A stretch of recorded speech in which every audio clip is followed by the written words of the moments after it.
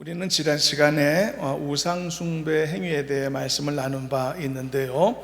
그런데 오늘도 역시 하나님은 모세의 입술을 통해서 우상의 숭배 행위를 금지하시는 말씀을 이어 전달하신 것을 볼 수 있는데요. 그래서 오늘도 말씀의 순서에 따라 이 내용을 살펴보겠습니다만, 오늘 이 시간에는 우리가 이렇게 하기로 하겠습니다. 오늘 말씀의 특징은 지난 본문과 다른 특징은 우상 숭배 행위를 행했을 때 벌인 이 받게 되는 형벌까지도 언급되었다는 것인데요. 그러나 우리는 이 시간에 형벌에 너무 집중하지 말고 언약을 이루시는 하나님의 그 손길에 좀 더 집중하여서 이 말씀을 계속 이어가 보기로 하겠습니다. 이 끈을 놓치지 않기로 하고 말씀을 보시도록 하겠습니다. 지난 시간에 우리는 우상이 갖게 되는 기본적인 미혹의 요소가 있다는 사실을 살폈는데요. 그것은 모든 종류의 우상은 인간의 감각의 영역에 속해 있기 때문이다 라고 했습니다. 우상은 인간이 만질 수도 있죠. 볼 수도 있는 영역에 속하는 것입니다. 이것은요, 이런 말이기도 하죠. 인간이 우상을 만들었기 때문에 갖게 된 특징이거든요. 그래서 이 특징은 우상은 만들어진 것이기 때문에 받은 것이다. 그러므로 우상이 이런 특징을 가졌다는 것 자체가 우상은 우상이구나 라는 사실을 스스로 증명하는 그런 모습이기도 한 것입니다. 인간은요, 자신의 감각에 속한 것을 맹신하는 경향이 있다고 했죠. 그러나 그 맹신은 오판을 할 가능성이 매우 크다. 그래서 이것저것에 속기도 한다고 했죠. 그리고 이런 자기의 섣부른 맹신은 스스로 부패함의 결과이기도 하다는 것이 지난 본문 말씀의 설명이기도 했습니다. 그리고 또 인간이 우상에 빠지게 되는 또 하나의 이유가 있는데, 그것은 인간이 자주 이 경이로움의 감정에 약해지기 때문이다 라고도 했습니다. 인간이 다다를 수 없는 천체에 관한 것을 목격한다거나 형언할 수 없는 자연의 아름다움을 접촉한다거나 그럴 때 그 경이로움의 감정이 우상화로 전락되는 경우가 있다고 했죠. 그러나 이것은 우리가 이 한 가지 사실을 알게 될 때 해결할 수 있다고 했습니다. 이 모든 것을 나를 위해 배정하신, 즉 나를 위해 만들어 놓으시고 펼쳐 놓으신 창조주 하나님을 잊지 않고 기억하게 된다면 이 경이로움의 감정이 헛되게 남발되지 않고 그 경이로움으로 창조주 하나님을 찬송하고 경배할 수 있게 되는 것이다 라는 말씀이었습니다. 그렇다면 왜 하나님은 이토록 강력하게 우상 숭배를 금지하셨을까? 누구를 위한 금지 명령일까? 혹시 하나님이 자신을 위해서 이런 말씀을 하셨던 것일까? 여러분, 어리석고 무지한 인간들은요, 무언가에 대한 제재를 받게 될 때, 또 무엇에 대해 금지를 당할 때 그러한 상황에서 피해의식을 나타내는 경우가 많이 있습니다. 혹시 내가 차별당하는 건 아닐까? 이런 생각을 하는 것이죠. 어떤 문에다가 입장 금지 딱 이렇게 써놓으면은 호기심을 더 갖는 거죠. 왜 저기 나를 못 들어가게 하지? 저게 뭐 좋은 거 있는 거 아니야? 이게 다 피해의식의 발로인 것입니다. 인간이 이런 피해의식을 강하게 느끼는 영역이 또 한 가지가 있죠. 그게 바로 죄의 문제입니다. 죄의 문제에 많은 사람이 피해의식을 느낍니다. 감옥에 갇힌 사람들은, 극소수들은 자기 장의 행위에 대해 뉘우치겠지만 대부분의 죄수들은 억울하다며 피해의식에 사로잡힌다 하지 않습니까? 혹시 그리스도인들 사이에도요, 죄의 문제에 관한 피해의식이 있는 경우가 있으리라고 생각합니다. 어떤 사람은 왜 에덴 동산에 하나님께서 선악과를 만드시고 먹지 말라고 금지하셨나? 금지하시니까 자꾸 먹고 싶어지지. 이런 불평을 하기도 하고, 왜 하나님이 금지하셨기 때문에 금지하지 않으셨다면, 범죄도 없었다면 더 행복한 세상이 되지 않았을까라는 그런 생각을 하기도 합니다. 그 모든 이 생각의 발단에는 피해의식이라는 것이 있는 것입니다. 의심의 마음도 궁극적으로 피해의식에서 시작되는 그런 심리적인 작용이죠. 실제로 이단 사상들 중에는 이런 식의 논리를 펼치는 경우들도 있습니다. 왜 이 선악과를 만드셨냐 말이죠. 그러나 우리는 이런 명령들을 접하면서 특히 우상 숭배에 관한 준엄한 명령을 접할 때는 더욱이 이러한 어리석은 피해의식에 이 세상의 생각에 이렇게 사로잡혀서는 안 됩니다. 여러분, 하나님이 주시는 모든 계명은요, 나의 죄사함과 나의 구원함에 그 목적을 두고 있다는 사실을 잊지 않으셨으면 좋겠습니다. 모든 하나님의 말씀들은 나를 위한 것입니다. 내가 바로 주인공인 것입니다. 그 명령을 수행하고 그 명령대로 따르게 되면 나에게 유익이 주어지는 것입니다. 하나님의 모든 계명의 궁극적인 목적은 내가 세상에서 실족지 않기를 원하시는 것이고, 세상에서 포기하지 않기를 원하시는 것이고, 정결함을 이루어서 궁극적인 하나님의 목적, 바로 영원한 생명을 나에게 허락하시기를 원하시는 그 바람으로 인한 계명이라는 것을 잊지 않은 우리가 되어야 할 줄로 믿습니다. 이런 바른 이해의 태도를 가지고 우상 숭배에 관한 오늘의 주제도 함께 나누어야 될 것입니다. 오늘 본문에 나오는 모세의 명령을 통해 일단 우리가 한 가지 알 수 있는 것이 있습니다. 그것은요, 굉장히 은혜로운 사실 중에 하나인데요, 바로 이스라엘 백성들은 이제 가나안 땅에 진짜 들어간다는 사실이 강조되어 있다는 점입니다. 모세가 당연한 사실로서 이 말씀을 대언했는데 22절 읽어보도록 하겠습니다. 본문 22절을 합독합니다. 나는 이 땅에서 죽고 요단을 건너지 못하려니와 너희는 건너가서 그 아름다운 땅을 얻으리니. 너희는 건너가게 될 거다. 그들이 가나안 땅에 들어가게 될 거라는 이 말씀이 그들에게는 굉장히 특별한 이야기입니다. 왜냐하면 이유가 있죠. 그들은 40년 동안 광야 생활을 거치면서 그 자리에 왔었고, 그 시간 동안 수많은 사연들을 겪어왔었기 때문입니다. 그 사연들은요, 지나놓고 보면 추억이지만 당시에는 고통이나 갈등에 해당되죠. 여러분들도 수십 년 살아오면서 많은 인생의 사연들이 있으시죠. 그 인생의 사연들이 지금은 추억이죠. 지금은 참 기쁜 기억이기도 하겠지만 그 당시에 얼마나 어려웠습니까? 얼마나 눈물이 있었습니까? 사연이라는 건 그런 거거든요. 40여 년 전에 이스라엘이 애굽을 탈출하던 시기에는 하나님의 생각과 그들의 생각이 일치했었습니다. 굉장히 은혜로웠었습니다. 그 일치된 생각은 뭐냐? 이스라엘이 가나안 땅을 차지하고 그곳에서 행복하게 살 것이라는 생각이 일치됐었습니다. 이 비전의 일치, 이 생각의 일치가 출애굽이라고 하는 엄청난 역사를 가져왔던 거거든요.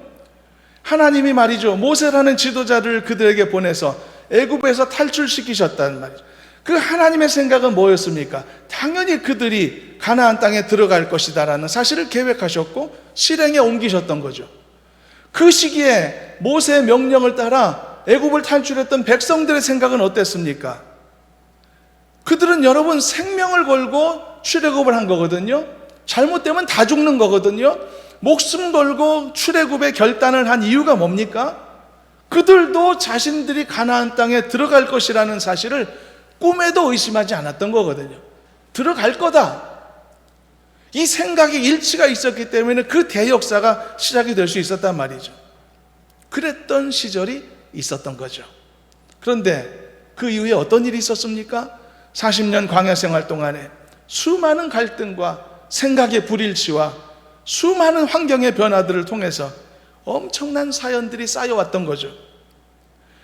처음으로 하나님의 생각과 그들의 생각이 불일치되었던 시점이 있었습니다. 그게 가데스 바네아 12명의 정탐꾼을 가나안 땅에 보냈던 사건이었죠. 하나님의 생각은 그들을 당장이라도 가나안으로 진격시키는 것이 하나님의 계획이었죠. 그렇지만 그들은 생각이 그때부터 달라졌습니다. 너무 무서운 거죠. 불가능하다고 생각됐죠. 그래서 가나안으로 나는 안 갈 겁니다라는 게 그들의 생각이었었습니다. 엄청난 생각의 불일치가 시작되었죠. 그때부터 고통스러운 사연들이 수십 년간 쌓여졌던 겁니다. 그래서 사실상 그 40년 동안 단 한 번도 가나안 땅 입성에 관하여서 하나님의 생각과 백성들의 생각이 은혜롭게 일치된 적이 없었습니다. 하나님이 가나안으로 가라고 처음에 하셨는데 그들이 못 가요라고 했죠. 불일치. 그래서 하나님이 야단치시면서 그래 그럼 너희들은 40년간 광야 생활해 라고 하셨을 때 백성들이 또 반대했죠. 아니요, 지금이라도 가나안 땅에 갈게요. 그때도 생각이 불일치. 그리고 이스라엘은 광야에서 고통스러운 나그네 생활할 때 차라리 애굽으로 돌아가면 좋겠다라고 하는 그런 망발을 하게 되는 그 순간, 그 곤고함이 극에 달했던 순간에서조차도 이 정도 실족하기 직전이면 하나님도 이제는 가나안으로 가라고 명령하셨을 법도 할 텐데 꿈쩍도 하지 않으시고 하나님은 가나안으로 들여보낼 생각을 안 하셨던 것이죠. 그런데 이렇게 40년이 지난 어느 순간에 이제는 이렇게 하나님이 또다시 이스라엘을 가나안으로 들여보내시기로 결정하셨고, 이렇게 가나안 땅 목전 요단강 동편까지 그들을 인도하셨단 말이죠.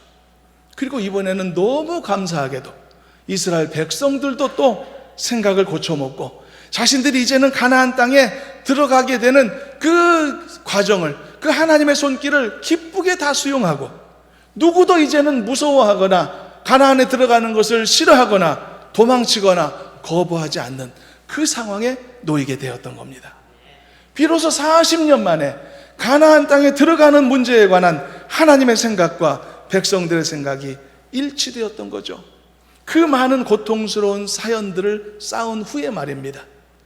그래서 모세의 입술을 통해 전달된 이 진술이 이스라엘 백성들의 입장에는 정말 감동적이고 특별한 사건이었던 겁니다.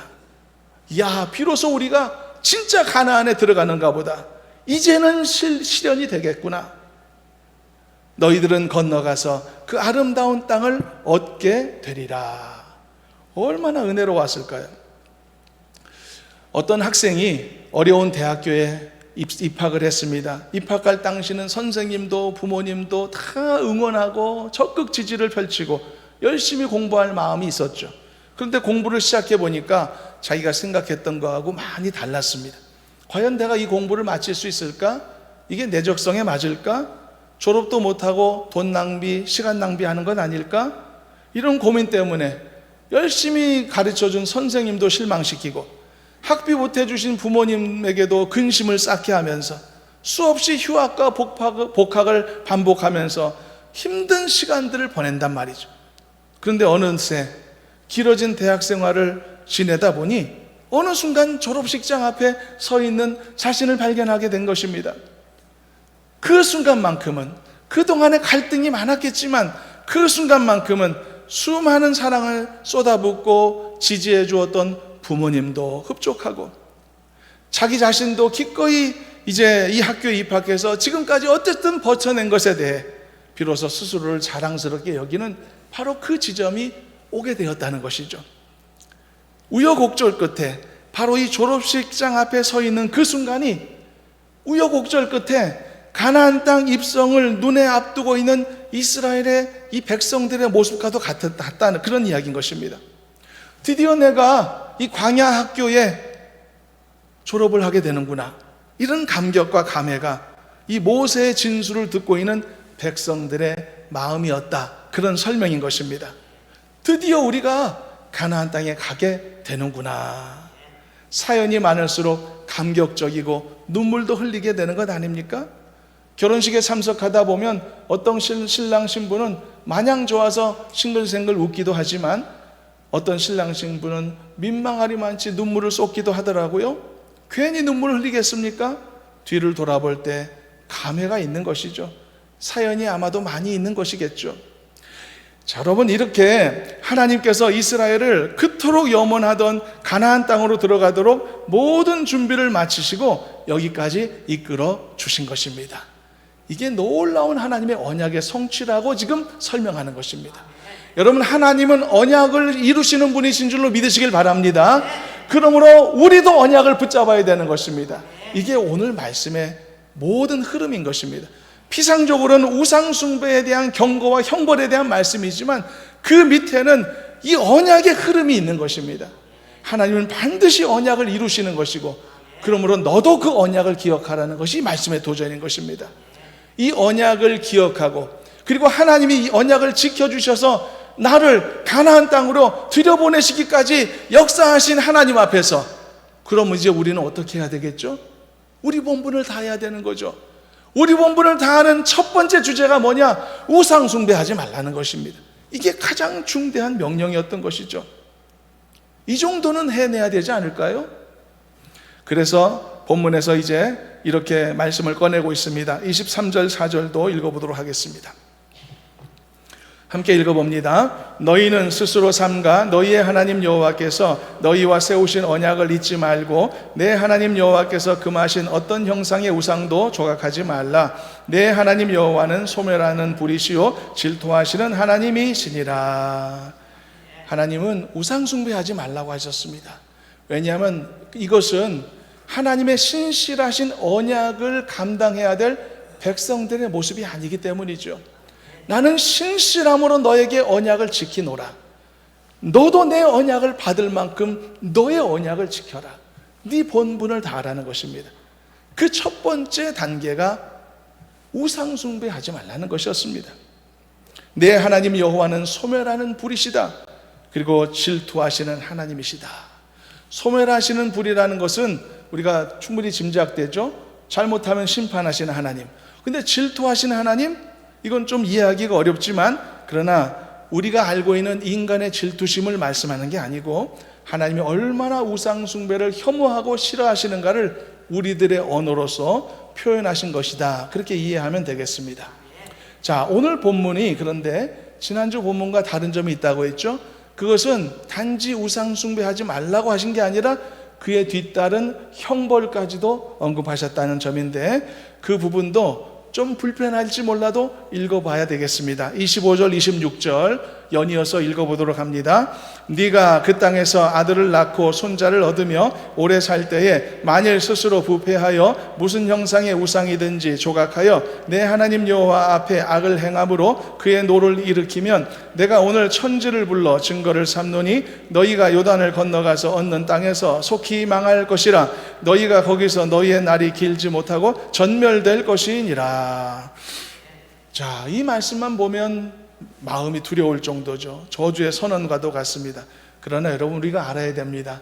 이것은 단순한 이 일방적이고 보편적인 저주의 선언이 아니라 우상 숭배라는 죄악을 범했을 때, 하나님의 언약을 감당하지 못할 존재로 전락되었을 때, 그때 해당되는 경고의 말씀이라는 것입니다.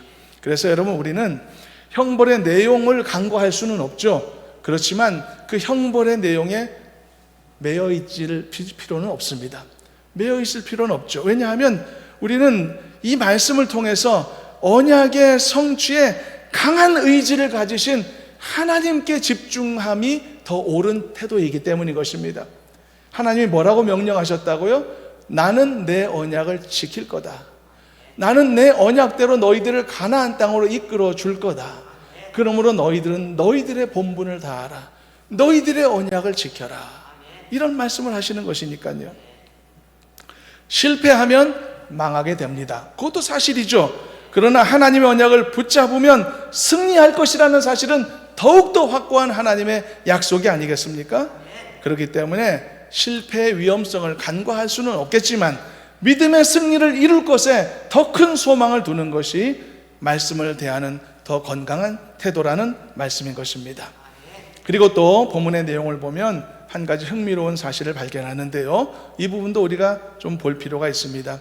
오늘 본문에는 우상 숭배 행위에 대해 정죄하신 게 아니라 우상을 만드는 행위에 대해 정죄하신 것이라는 특징입니다. 25절을 다시 한번 읽어보면 어떻게 내용을 말씀하셨는지를 알 수 있는데 한번 읽어보도록 하겠습니다.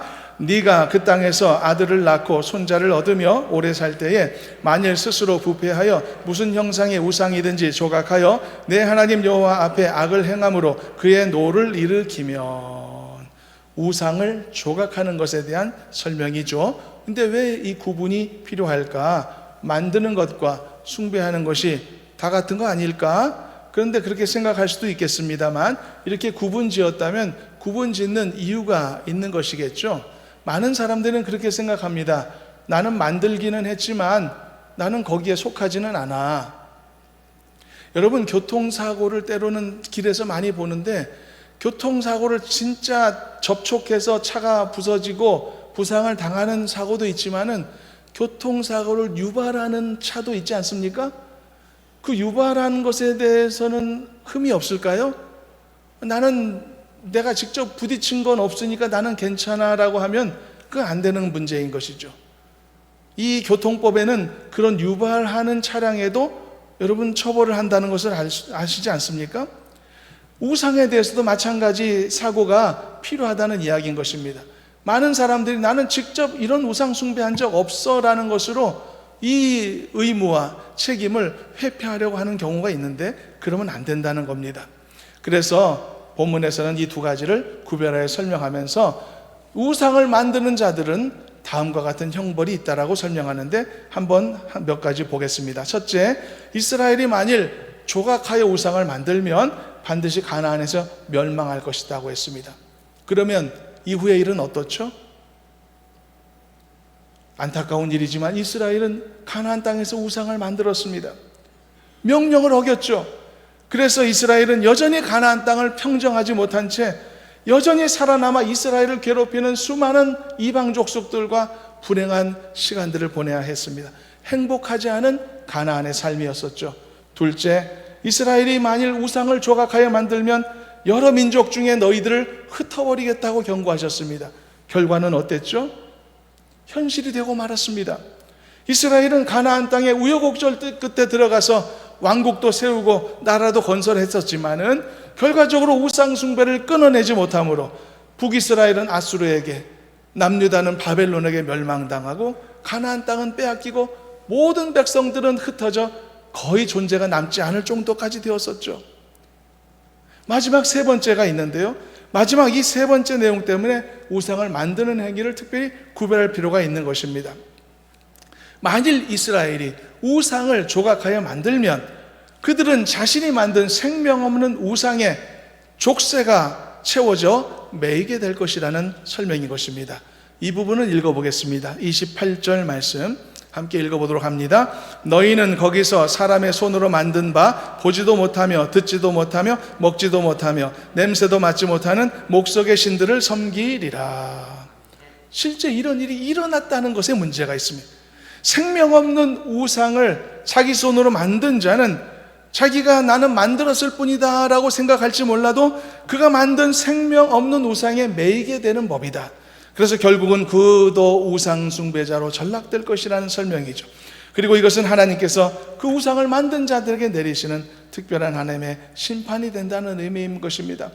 우상을 만들어 제공하는 공급자와 그것을 사용하는 사용자가 동일한 형벌의 대상이라는 뜻이죠.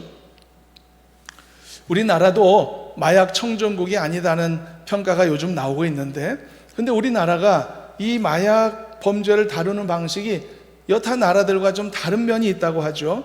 우리나라의 경우에는 마약을 소비하는 소비자들에 대해 더 많은 매스컴과 보도가 이루어지고 있습니다. 오히려 이 마약을 유통하거나 그리고 밀수하는 그런 범죄에 대해서는 그냥 한두 번 뉴스로 끝마치는 경우들이 많다고 합니다. 그러나 진짜 중대하게 여겨야 될 범죄는 어디에 있을까요?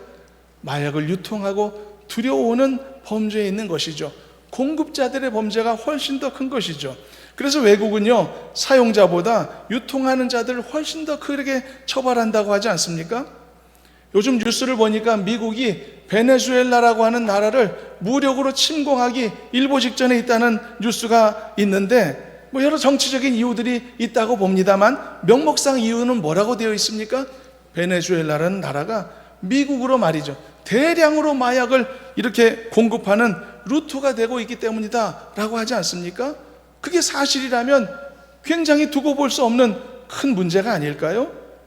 중국이라는 사회주의 체제 내에서는 법이 아주 엄하게 적용되어서 마약을 사용한 자가 아니라 유통시킨 자들은 사형에 처하기도 하지 않습니까?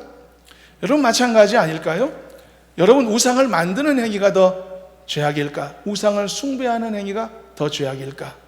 비교할 의미가 없을 만큼 하나님 앞에서 심판받을 수밖에 없지만 우상을 퍼뜨리고 그리고 유통시키는 공급자의 행위도 여러분 좌시할 수 없는 죄악이라는 사실을 인식해야 된다는 뜻입니다. 여러분 광야에서 백성들이 금송아지 우상 만들었잖아요. 여러분 금송아지 우상 누가 만들었는지 아세요? 성경 퀴즈입니다. 이 정도 아셔도 아주 잘하시는 것이라고 생각하는데 금송아지 우상 누가 만들었죠? 감사합니다. 여러분들이 답을 해주셨어요. 아론이 만들었어요. 백성들이 만든 게 아닙니다. 아론이 그 금송아지 우상의 공급자가 된 거죠. 그리고 아론이 그 우상을 만들고 백성들에게 뭐라고 했는지 아세요? 바로 이 우상이 너희들을 애굽에서 구해낸 너희들의 신이다. 경배해라. 이렇게 한 것입니다. 그랬더니 백성들이 우르르 달려가 그 우상에 매이게 된 것이 아닙니까? 공급자, 이 책임이 적을까요? 클까요? 여러분, 아론과 똑같은 짓을 했던 사람이 역대기에도 나와 있거든요. 여러분, 아론은 금송아지 하나 만들었지만 이 사람은 금송아지 두 개를 만들었어요. 혹시 누군지 아세요? 조금 단계가 높은 퀴즈입니다. 누구죠? 답을 아신 분이 찬양대에 계셨습니다. 여로보암 왕이 있었습니다. 그 왕도 똑같이 아론과 똑같이 금송아지 우상을 2개 만들고 백성들에게 뭐라고 했는지 아세요? 아론하고 똑같은 말을 했습니다. 보라, 이것이 너희들을 애굽에서 구해낸 너희의 신들이라. 그들의 죄악이 여러분 작습니까? 작다고 말할 수 없는 것이죠.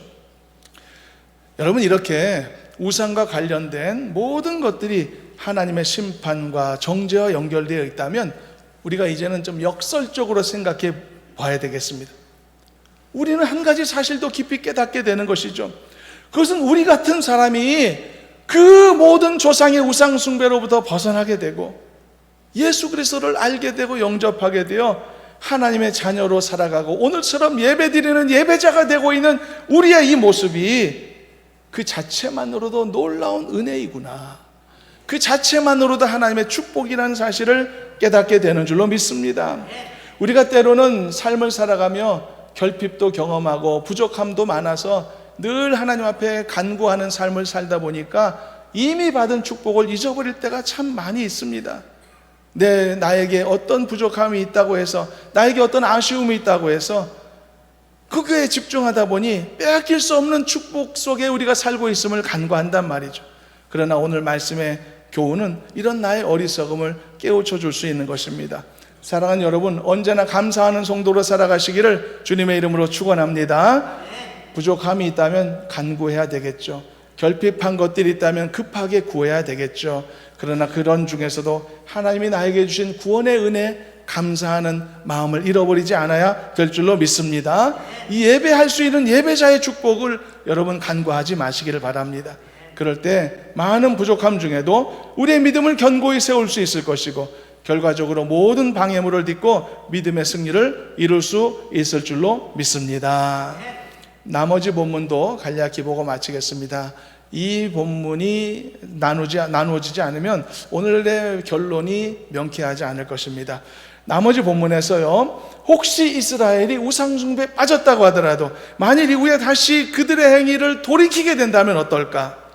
하나님께서 그때는 어떤 조치를 취하실 것인가를 말씀하고 있는 것을 볼 수 있습니다. 이것은 마치요, 우리가 본문을 읽었지만 모세의 입술을 통해 하나님이 이스라엘의 장래를 다 아시는 것처럼 말씀하시는 것을 느낌으로 갖게 되는데요, 그래서 이 말씀은 거의 예언과도 같다라고 여겨질 만큼의 말씀입니다. 우리가 본문으로 다 읽었지만 내용은 이런 것이었죠. 이스라엘, 너희들이 이제 가나안 땅에 갈 건데 가나안에 들어가서 결국 우상 숭배에 빠질 거다는 사실, 이게 역사적으로 현실이 됐고 진짜 현실이 됐죠. 그 다음에 결국은 그들이 그곳에서 멸망할 것이고 영토를 잃어버릴 것이라는 말씀도 실제 현실이 됐습니다. 그래서 오늘 본문에서 다루고 있는 이 회복에 관한 내용도 역시 실제로 이후에 역사 속에서 현실이 되었다는 사실도 우리가 집중해서 볼 필요가 있는 거죠. 결과론적으로 볼 때 이 모든 되어질 일들까지도 다 아시는 하나님이 이렇게 필요한 교훈의 말씀을 그들에게 미리 전달하신 셈인 것입니다.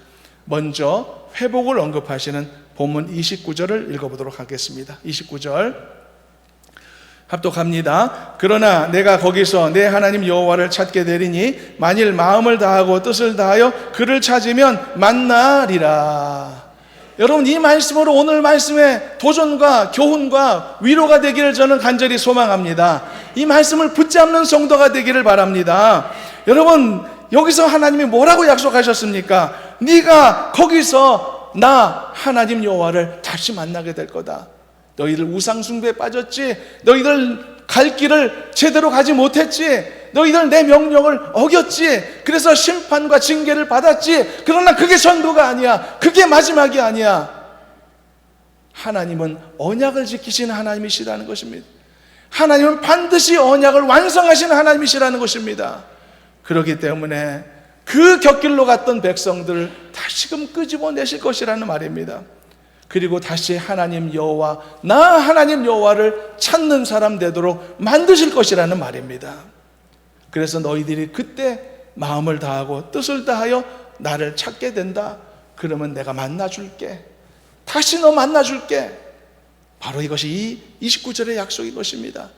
그리고 이 29절 약속은 현실이 되었던 약속입니다. 이게 언제 때를 예언하는 말씀인지 아십니까? 이스라엘이 다 망하고 나라 뺏기고 가나안 땅 뺏기고 바벨론으로 포로로 갔었을 때 이루어진 말씀인 것입니다. 그 포로 생활 중에, 고통 중에 그때 비로소 백성들이 정신 차리고 다시 하나님 찾게 되었던 것이죠. 그때 뉘우치고 하나님을 찾게 되었을 때 하나님이 외면하셨나요? 외면하지 않으셨던 것입니다. 다시 만나주셨던 것입니다. 다시 하나님 찾을 수 있도록 이끌어 주셨던 것이죠. 그래서 여러분, 이 29절 말씀은 하나님의 언약이라는 것이 얼마나 강력하고 신실한지, 그리고 그 은혜와 자비하심은 어디까지 미치는 것인지를 우리에게 알려주는 매우 은혜로운 말씀인 것입니다. 인간의 타락과 우상 숭배, 돌이킬 수 없는 심판을 자초하는 것은 당연한 사실이고 두려운 죄악이 맞습니다. 특히 우상 숭배, 우상을 만드는 행위 그 자체로서 심판입니다. 그러므로 이 세상에는 스스로 우상 숭배를 선택하고 그곳에 나오지 않기로 그냥 그것을 거절하는 자들 중에는요, 다시 하나님의 은혜를 입을 자는 없습니다. 그들은 반드시 멸망할 수밖에 없습니다. 그러나 만일 말입니다, 어떤 이들이요 끝까지 그 길로 가지 않고 그 우상 숭배 행위에서 의지를 갖고 돌이키기로 작정한다면 어떤 일이 일어날까요? 그렇게 된다면 그 저주 아래 놓였던 그 자리에서 하나님의 긍휼하심이 오게 되는 것이죠. 그래서 다시 한번 새로운 삶의 기회를 얻게 되는 것입니다. 이것이 방금 읽은 29절의 약속이 아닙니까? 그러나 이 은혜가 모든 자들의 것이냐? 그렇지는 않습니다. 모든 자들이 스스로 우상 숭배 행위에서 벗어나오던가요? 또다시 스스로 선택하여 그 저주의 행위에서 스스로 자기 발걸음을 뗄 수 있던가요? 그렇지 못합니다. 대부분은 결국 스스로 선택한 그 우상 숭배 행위로 함께 망하는 길로 가게 됩니다. 그렇다면 그것에서 돌이킬 수 있는 사람은 누구냔 말이죠. 어떤 사람이 스스로 선택한 그 우상 숭배의 길에서 돌아설 수 있겠냔 말이죠. 바로 이 지점에서 하나님의 언약의 신실하심이 다시 한번 강력하게 작동이 되는 것입니다. 하나님의 언약은 신실하신 줄로 믿습니다. 하나님은 나를 구원하시기로 작정하신 줄로 믿습니다. 그러면 반드시 나의 구원을 완성시키시는 것입니다. 믿으시기를 바랍니다. 그러나 여러분, 한 가지 당부해야 될 것이 있습니다. 나는 반드시 승리할 것입니다. 나는 반드시 영원한 생명을 얻을 것입니다. 우리가 믿음에 선포하듯이, 그렇지만 그렇다고 해서 우리가 자만해서는 안 되죠. 나는 결국 천국 갈 건데, 나는 결국은 승리할 건데, 방심하지 말라는 이야기인 것입니다. 어떤 자들에게는 기적 같은 돌이킴의 기회가 주어지는데 그 이유는 바로 하나님의 언약하심 때문일 뿐인 것이죠. 내가 잘나서 돌이킨 것이 아니라 하나님의 언약하심의 결과에 우리가 이 반응하게 된 것이다라는 사실을 잊어서는 안 되는 것입니다.